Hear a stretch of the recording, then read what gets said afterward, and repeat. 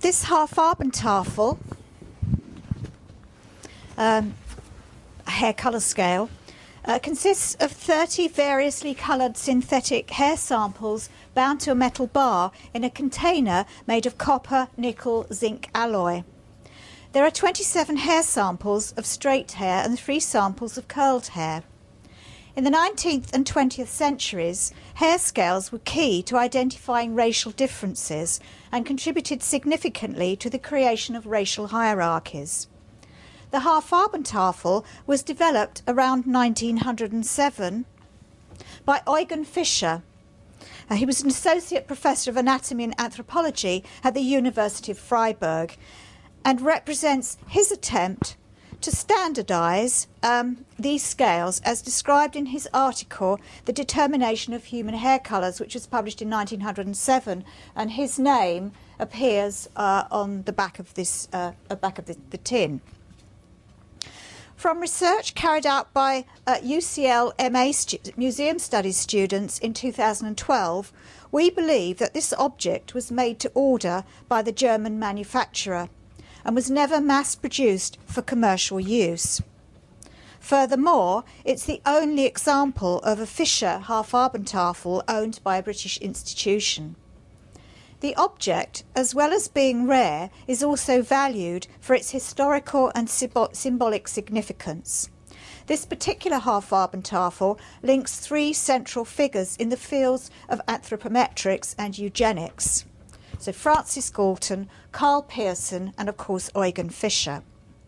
And it's highly likely that Pearson and Fischer were professionally acquainted, and it's certain that they were aware of each other's work.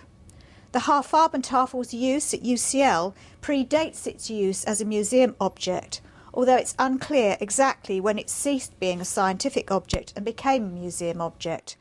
We do know that Carl Pearson used it for studying Polish and Russian Jewish immigrant children in the mid-1920s when preparing his article on the problem of alien immigration into Britain. By examining both colour and texture of hair, it was possible to make hierarchies more scientific. Cross-sections under the microscope showed that hair with an elliptical cross-section was mainly to be found in black Africans, so-called woolly hair. A circular cross-section was to be found in Asian and Native Americans, and in between these 2 extremes, an oval cross-section was found to be prevalent in Europeans, the so-called smooth or wavy hair. However, it was the German biologist Ernst Haeckel who argued that woolly hair was found in both people and animals, which led to the conclusion that people with woolly hair were further down the evolutionary scale than people with smooth hair, and were therefore subordinate to them. In 1908, Eugen Fischer travelled to German Southwest Africa, now Namibia, to conduct racial experiments in the concentration camps established during the German genocide of the Herero and Nama peoples. Fischer studied over 700 severed preserved heads of Herero and Nama prisoners, looking for and finding evidence of racial inferiority. Women were forced to scrape clean the skulls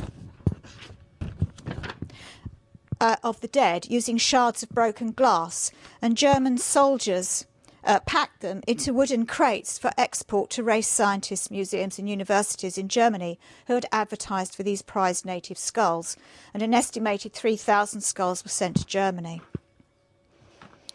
Fischer then went on to conduct anthropological fieldwork on the Basta people who lived at Rehoboth, which has always been in central Namibia. The Basta's racial background led the Germans to perceive them as an intermediate culture between that of the Africans and the Europeans. Sorry, that should have changed. Descended from the mixed marriages of Boer frontiersmen and African women in the 18th century, the Bastas had lived in the Cape Colony before being pushed out by the Boers in 1868. They migrated northwards across the Orange River and refounded their nation at Rehoboth.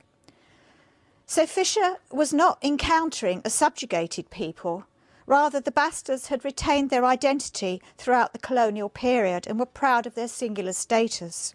They rarely married outside of their community, and as devout Christians, they kept marriage, birth and baptismal registers that stretched well back into the previous century, giving Fisher the chance to trace families back through several generations. And the other thing that they refused to be stripped naked and photographed, which is what Eugen Fisher did with his other anthropometric subjects.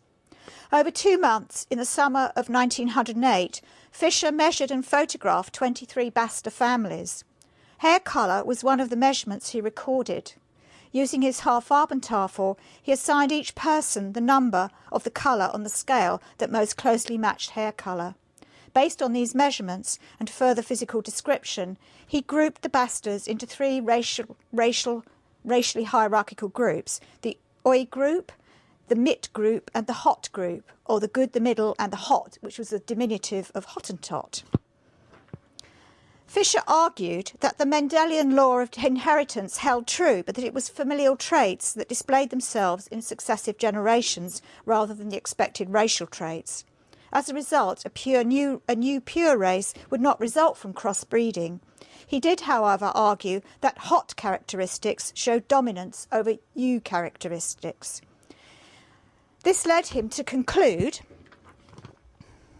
that every European people that has adopted the blood of inferior races, that of Negroes, Nama and many others that are defective, has, without exception, atoned for the adoption of these inferior elements with their mental and cultural downfall. Accordingly, while the existing descendants of mixed marriages might be useful for Germany, they should not continue to reproduce. His recommendations were followed, and by 1912 interracial marriage was prohibited throughout the German colonies. And this work established Fisher as one of Europe's foremost race scientists. As such, in 1937-8, he organised the Gestapo's Special Commission No. 3 programme that sterilised the so-called Rhineland bastards, the mixed-race children of German women and French colonial or black American troops stationed in the Rhineland after the First World War. In all, 385 children, 201 boys and 182 girls from ages 7 to 17 were sterilised under the 1933 law for the prevention of hereditarily diseased offspring. We know today that 90% of the mothers consented to these operations. They voluntarily understood the need for the operation in response to the offer from the Foreign Ministry that they would otherwise be sent for a re-education in a concentration camp. Each child was examined by race scientists and given a case file, and here's an example. A.A. of German nationality, born March 14, 1920, living in Duisburg, is a descendant of a member of the former Allied occupation forces, in this case a Negro from Madagascar, and shows corresponding typical anthropological characteristics, for which reason he shall be sterilised. The work of Eugen Fisher and other German race scientists using the tools of their trade, including the Haarfarbentafel, was to lay the foundations for the atrocities during the following 8 years committed by the Nazis in the name of racial purity. Thank you very much.